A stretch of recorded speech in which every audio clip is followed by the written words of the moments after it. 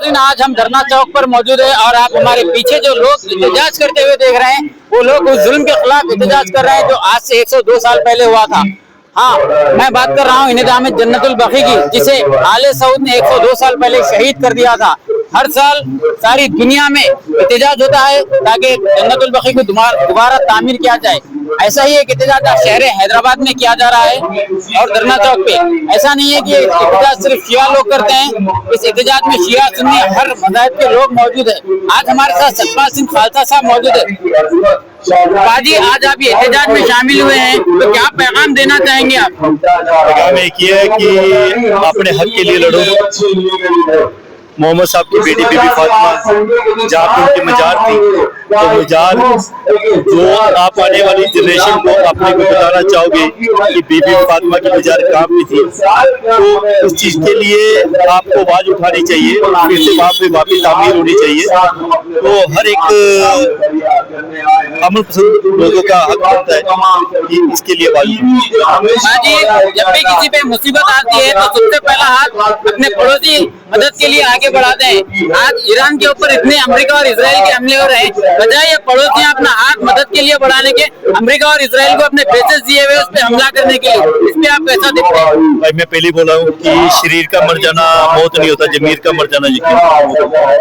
तो जो लोगों की जमीरें मर गई है, जिन कंट्री की जमीरें मर चुकी है, जिन्होंने अपनों को गुलामी जैसी जंजीरों में जकड़ लिया है, तो मुझे लगता है गुलामी की जंजीरों से कहते हैं लंगड़े होके चलो। अगर आपके पाँव में बेड़ी बांधी हुई है ना, तो आपको बेड़ी काटने से अच्छा पाँव काट लो। कम से कम अपना जो जमीर है, जो आपकी आवाज है, उसको तो उठाओ ना जुल्म के खिलाफ। तो इसलिए जितने भी मुसलमान कंट्री है, अब उनको एक ही चाहिए कि वो सुपर पावर की गुलामी के जंजीरों को तोड़ के लंगड़े होके ईरान के हक में आके भी खड़े रहे, तो तभी इतिहास में उनका नाम लिख दिया जाएगा। नहीं तो इतिहास में उनको लानतें ही डली जाएंगी कि जहाँ पे सुपर पावर, जहाँ पे बेस बना के बैठा था, जहाँ पे ईरान पे हमला कर रहा था, तो वो कौन सी कंट्री से, उसमें किन किन कंट्री ने उनका योगदान किया, तो वो इतिहास में लिखा जाएगा। इसलिए क्या है, आप जुल्मियों की लिस्ट में मत आओ, आप लड़ने वालों की लिस्ट में आओ। तो हर किसी का फर्ज बनता है कि आप हक के लिए आवाज उठाओ। जुल्मी को चाहे वो सुपर पावर रहने दो, चाहे कोई वो कहीं का भी लीडर, चाहे इंडिया का लीडर रहने दो, चाहे बाहर का लीडर रहने दो, चाहे ट्रम्प रहने दो, चाहे यहाँ का कोई लीडर, तो जुल्मी है। तो हमारा फर्ज बनता है जुल्मी को जुल्मी कहना। बाजी, यहाँ पर हिंदू मुस्लिम सर्व मज़हब के लोग आकर यहाँ पे अपना एहतजाज दर्ज कराए हैं। एक ऐसा पैगाम दीजिए ताकि जमाने को पहुंचे कि शहजादी कौनैन जो कि रसूल खुदा की मुख्तर है, उनका रोजे को मिसमार किया गया, उसके लिए सब लोग एक हुए। मैं सिंपल सी बात बोलता हूँ, मर के सबको एक खुदा, एक परमात्मा, एक वाहिगुरु के बेचारे में कोर्ट में जाना। तो ये नहीं है कि मैं मर के अलग उसके पास जाऊंगा, आप लोग अलग जाओगे,